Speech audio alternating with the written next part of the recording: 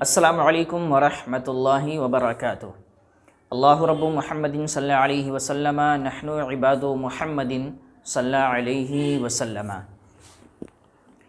नाज़रीन मोहतरम, एक बहुत ही ख़ास मसला आपकी बारगाह में लेकर हाज़िर हुआ हूँ। आपसे गुजारिश करूँगा कि पूरी वीडियो आखिर तक ध्यान से देखें और सुनें और मसले को समझने की कोशिश करें, ताकि मसले के ज़रिए आपका फ़ायदा हो सके। मसला ये है कि अगर हम घर में या दुकान में या कहीं और जगह पर अकेले नमाज़ पढ़ें, तन्हा नमाज़ पढ़ें, तो वहाँ पर अज़ान कहना और तकबीर कहना, यानी जमात से पहले जो तकबीर कही जाती है, इकामत जिसे कहते हैं, अगर हम अकेले नमाज़ पढ़ते हैं तो क्या अज़ान कहना और इकामत कहना ये हमारे लिए ज़रूरी है या नहीं? बग़ैर अज़ान और इकामत के हम नमाज़ पढ़ सकते हैं या नहीं? ये सवाल किया गया है। याद रखें, मैं आपको पहले अज़ान का और इकामत का मसला समझा दूं कि इन दोनों का मतलब क्या होता है, अज़ान किस लिए कही जाती है और तकबीर किस लिए कही जाती है। अज़ान देने का मतलब ये होता है कि लोगों में ये ऐलान किया जाता है कि नमाज का वक्त शुरू हो चुका है। अज़ान जो कही जाती है उससे लोगों में ऐलान करना मकसूद होता है कि नमाज का वक्त हो गया है, आप अपनी अपनी नमाज़ें पढ़ लीजिए। और फिर जमात से जस्ट पहले जो तकबीर कही जाती है उसका मतलब ये होता है कि अब जमात खड़ी होने वाली है, सब लोग जमात के लिए तैयार हो जाएं।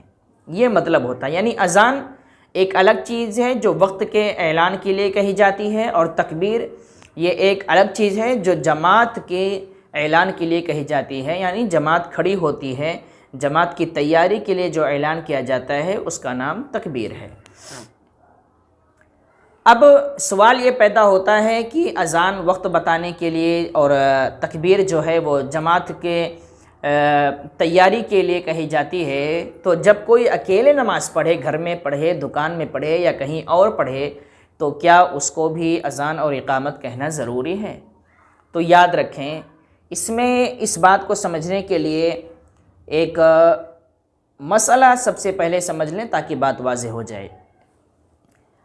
अगर शहर में आप हैं या देहात ही में हैं, शहर में हो या देहात में हो, अगर आपका घर मस्जिद से करीब है और मस्जिद में जो अज़ान होती है उसकी आवाज़ आपके घर तक बिल्कुल आसानी से पहुंचती है, या आप दुकान में हैं और मस्जिद की अज़ान की आवाज़ आपकी दुकान तक बिल्कुल आसानी से पहुंचती है, और फिर आप उसी दुकान में जहां आवाज़ अज़ान की पहुंची है या आपके घर में अज़ान की आवाज़ पहुंची है, उसी घर में आप नमाज़ पढ़ रहे हैं, यानी आपने सुना कि मस्जिद में अज़ान हो गई है और आप अकेले नमाज़ पढ़ने जा रहे हैं। तो अगर ऐसी सूरत है कि अज़ान की आवाज़ घर में आती है और आप अकेले नमाज़ पढ़ रहे हैं, तो आपके लिए दोनों सूरतें बराबर हैं। चाहे तो आप अज़ान कह लें और चाहे तो आप तकबीर भी कह लें तो भी सही है, और अगर आप अज़ान भी ना कहें, तकबीर भी ना कहें तो भी सही है, कोई मसला नहीं है। क्योंकि जब मस्जिद की अज़ान की आवाज़ आपके घर तक पहुंच गई और मस्जिद में जो जमात होती है वहाँ जो तकबीर कही जाती है वही काफ़ी है। अब घर में अलग से जब हम नमाज़ पढ़ें अकेले, तो हमें अलग से तकबीर कहने की और अज़ान कहने की ज़रूरत नहीं है, और अगर कोई कह भी लेता है तो भी कोई हर्ज नहीं है, दोनों मसला जायज़ है। सवाल ये पैदा होता है कि अगर हम जमात से नमाज़ पढ़ना चाहें घर में, मस्जिद में नहीं, घर में या दुकान वगैरह में, तो क्या करें?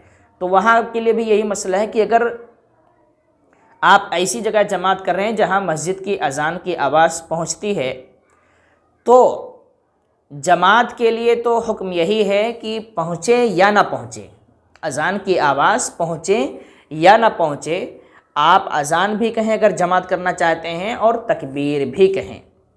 लेकिन अगर मस्जिद की अज़ान की आवाज़ पहुँच रही है और अज़ान नहीं कहता है आदमी, चूँकि वो अज़ान काफ़ी है, तो उसके लिए मसला ये है कि वो कम से कम जमात के लिए तकबीर कहकर नमाज़ पढ़ें, ये मुस्तहब तरीका है। और अगर तकबीर नहीं भी कहते हैं और जमात कर लेते हैं तो भी नमाज हो जाएगी। मसला समझने की ज़रूरत है। जमात के साथ आप अपने घर में या दुकान में नमाज़ पढ़ना चाहते हैं और अगर वहाँ पर मस्जिद की अज़ान की आवाज़ आ रही है तो मसला यही है कि अज़ान आप कहें या ना कहें कोई मसला नहीं, लेकिन जमात कर रहे हैं तो तकबीर कह लें, ये मुस्तहब तरीक़ा है। और अगर नहीं भी कहता है, तकबीर जमात के लिए नहीं भी कहते हैं, तो मस्जिद की जो तकबीर होगी वही तकबीर काफ़ी है, नमाज हो जाएगी। लेकिन मुस्तहब यह है कि तकबीर कह ली जाए। और अगर आप ऐसी जगह पर नमाज़ पढ़ रहे हैं जहां अकेले हों या जमात के साथ पढ़ना चाहते हैं और वहां पर अज़ान की आवाज़ नहीं आती है, किसी भी मस्जिद की अज़ान की आवाज़ नहीं पहुंचती है, तो आपके लिए ज़रूरी है कि वहां अज़ान भी कहें और तकबीर के भी कहें, चाहे आप अकेले नमाज़ पढ़ रहे हों और चाहे जमात के साथ नमाज़ पढ़ रहे हों। अगर मस्जिद की अज़ान की आवाज़ वहाँ नहीं पहुँचती है तो आपको चाहिए कि आप अज़ान भी कह लें और तकबीर भी कह लें। ये अकेले आदमी के लिए मसला मैं बता रहा हूँ। और जमात के लिए तो ज़रूरी है, जमात के साथ नमाज़ पढ़ना चाहते हैं तो उनके लिए तो ज़रूरी है कि वो अज़ान भी कहें और इक़ामत भी, तकबीर भी कहें। कोई अकेले पढ़ना चाहता हो तो उसको भी चाहिए कि वो अज़ान भी कह ले और इक़ामत भी कह ले। और हाँ, अब ये चूँकि मसला यहाँ दो तरीके से है कि अगर आवाज़ आ रही है, अकेले आप नमाज़ पढ़ रहे हैं और मस्जिद की अज़ान की आवाज़ आप तक पहुँच रही है और आप घर पे नमाज़ पढ़ना चाहते हैं, तो आप बग़ैर अज़ान के, बग़ैर तकबीर के नमाज़ पढ़ेंगे, आपकी नमाज़ हो जाएगी।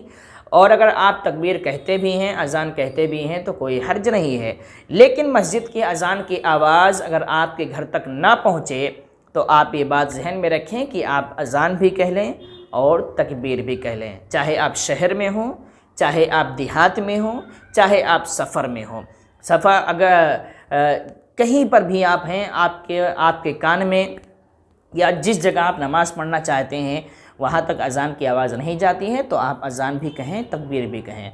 और अगर अज़ान की आवाज़ आती है तो कोई मसला नहीं है, आप बग़ैर अज़ान के, बग़ैर तकबीर के अकेले नमाज़ पढ़ेंगे, आपकी नमाज में कोई फ़र्क नहीं पड़ेगा, नमाज हो जाएगी। लेकिन अगर आप सफ़र में हैं, कहीं सुनसान इलाके में हैं, तो आप इस बात का ख्याल रखें कि वहाँ अगर आप नमाज़ पढ़ना चाहते हैं, चाहे अकेले नमाज़ पढ़ना चाहें, चाहे जमात के साथ नमाज़ पढ़ना चाहें, आप इस बात का ख्याल रखें कि वहाँ अज़ान भी कहें और तकबीर भी कहें। तो इसका ख़ुलासा ये है, हासिल कलाम ये है कि जहाँ अज़ान की आवाज़ पहुँचती है वहाँ ज़रूरी नहीं है अकेले नमाज़ पढ़ने के लिए कि अज़ान कहें, तकबीर कहें।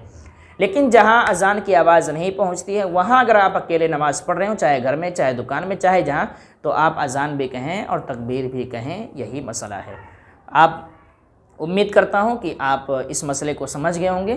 फिर भी अगर आप नहीं समझते हैं, कुछ शक है आपको, तो कोई बात नहीं है, घबराने की ज़रूरत नहीं है, आप बिल्कुल पूछ सकते हैं, इंशाअल्लाह उसका जवाब आपको दे दिया जाएगा। अस्सलामु अलैकुम वरहमतुल्लाहि वबरकातुहू।